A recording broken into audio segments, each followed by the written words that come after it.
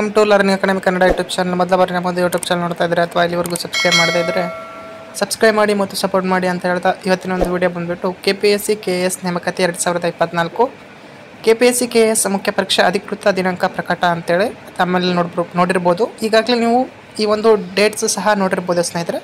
But ಅಲ್ಲಿ ಏನೆಲ್ಲ ಬದಲಾವಣೆ ಆಗಿದೆ ಎಂಬುದನ್ನು ಸಹ ನೋಡೋಣ. ಅದೇ ರೀತಿಯಾಗಿ ಮೇ ತಿಂಗಳಲ್ಲಿ ಈ ಒಂದು ಡೇಟ್ ಕೊಟ್ಟಿರೋ ಕಾರಣಕ್ಕಾಗಿ ಈ ಮಧ್ಯೆ ಏನಾದರೂ KAT ಅಂದರೆ 24ನೇ ತಾರೀಕು ಅದರ ತೀರ್ಪು ನೀಡುತ್ತೆ ಅಂತ ಹೇಳಿದರು.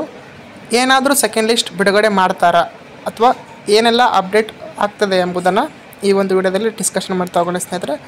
ವಿಡಿಯೋವನ್ನು ಕೊನೆವರೆಗೂ ನೋಡ್ತಾ ಹೋಗಿ. ಅದಕ್ಕಿಂತ ಮುಂಚಿತವಾಗಿ ನೀವೇನಾದರೂ ಸಹ ನಮ್ಮೊಂದು ಚಾನಲ್ ಮೆಂಬರ್ಶಿಪ್ ತೆಗೆದುಕೊಳ್ಳದೆ ಇದ್ದಲ್ಲಿ ಮೆಂಬರ್ಶಿಪ್ಪನ್ನು ತೆಗೆದುಕೊಂಡು ಸಪೋರ್ಟ್ ಮಾಡಿ ಅಂತ ಹೇಳ್ತಾ ವಿಡಿಯೋವನ್ನು ಆರಂಭ ಮಾಡ್ತಾ ಹೋಗೋಣ ಸ್ನೇಹಿತರೆ. ಸ್ನೇಹಿತರಲ್ಲಿ ನೋಡ್ಬೋದು ಈ ಒಂದು ತಿದ್ದುಪಡಿ ಅಧಿಸೂಚನೆ 2 ಅಂತೇಳಿ ಕೊಟ್ಟಿದ್ದಾರೆ.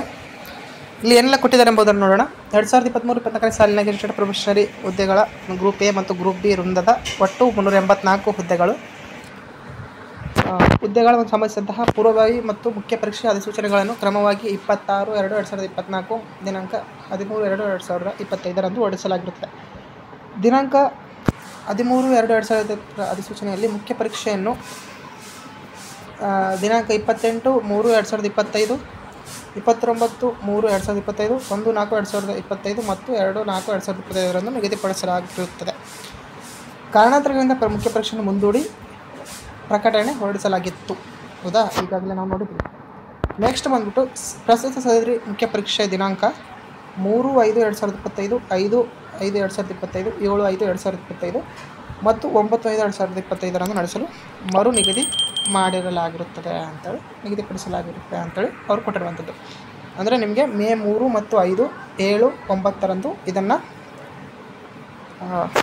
ನಿಗದಿಪಡಿಸಿದ್ದಾರೆ ಸ್ನೇಹಿತರೆ. ಓಕೆ, ಅಫಿಷಿಯಲ್ ಆದಂತಹ ಅಪ್ಡೇಟು ಬಂದಿದೆ. ಏನಾದರೂ ಅವರು ಸೆಕೆಂಡ್ ಲಿಸ್ಟನ್ನು ಬಿಡುಗಡೆ ಮಾಡ್ತಾರಾ ಅಥವಾ ಇಲ್ಲವಾ ಎಂಬುದನ್ನು ನೋಡೋದಾದರೆ ಅದು ಇನ್ನೂ ಯಾವುದೇ ರೀತಿಯಾದಂಥ ಅಪ್ಡೇಟ್ ಸಿಕ್ಕಿಲ್ಲ ಸ್ನೇಹಿತರೆ. ಅಂದರೆ ಅಧಿಕೃತವಾಗಿ ಆದರೂ ಏನು ನ್ಯಾಯಮಂಡಳಿ ಇನ್ನೂ ಸಹ ಅದರ ತೀರ್ಪನ್ನು ನೀಡಿಲ್ಲ. ತೀರ್ಪು ನೀಡಿದ ನಂತರ ಗೊತ್ತಾಗುತ್ತೆ ಸೆಕೆಂಡ್ ಲಿಸ್ಟ್ ಬರುತ್ತಾ ಅಥವಾ ಇಲ್ವೋ ಎಂಬುದನ್ನು. ಎಲ್ಲರ ಹೋಪು ಈಗ ಅಂದರೆ ರೀನೋಟಿಫಿಕೇಷನ್ ಆಗಬೇಕಂತ ಇತ್ತು. ಬಟ್ ರೀನೋಟಿಫಿಕೇಷನ್ ಆಗುವಂತಹ ಅಂದರೆ ಲಕ್ಷಣಗಳು ಕಾಣ್ತಾ ಇಲ್ಲ. ಇವೆಲ್ಲ ನೋಡಿದರೆ ಅದು ಇಲ್ಲದಿದ್ದರೂ ಸಹ ಸೆಕೆಂಡ್ ಲಿಸ್ಟ್ ಅನ್ನೋದ್ರೂ ಸಹ ಬಿಡಲಿ ಅಂತೇಳಿ ಎಲ್ಲರ ಒಂದು ಆಶಯ ಸ್ನೇಹಿತರೆ. ನಮ್ಮ ಒಂದು ಲರ್ನಿಂಗ್ ಅಕಾಡೆಮಿ ಸಹ ಅದಕ್ಕೆ ಆಶಿಸ್ತದೆ. ಸೆಕೆಂಡ್ ಲಿಸ್ಟ್ ಬಿಡುಗಡೆ ಆಗಲಿ, ಎಲ್ಲರಿಗೂ ಸಹ ನ್ಯಾಯ ದೊರಕಲಿ ಅಂತೇಳಿ. ಇದು ಇವತ್ತಿನ ವಿಡಿಯೋ ಆಗಿತ್ತು. ಏನಾದರೂ ಅಪ್ಡೇಟ್ ಬಂದರೂ ಸಹ ನಾನು ನಮ್ಮ ಒಂದು ಟೆಲಿಗ್ರಾಮ್ ಗ್ರೂಪಲ್ಲಿ ಅಥವಾ ಯೂಟ್ಯೂಬ್ ಚಾನಲಲ್ಲಿ ಅಪ್ಡೇಟನ್ನು ನೀಡುತ್ತೀನಿ.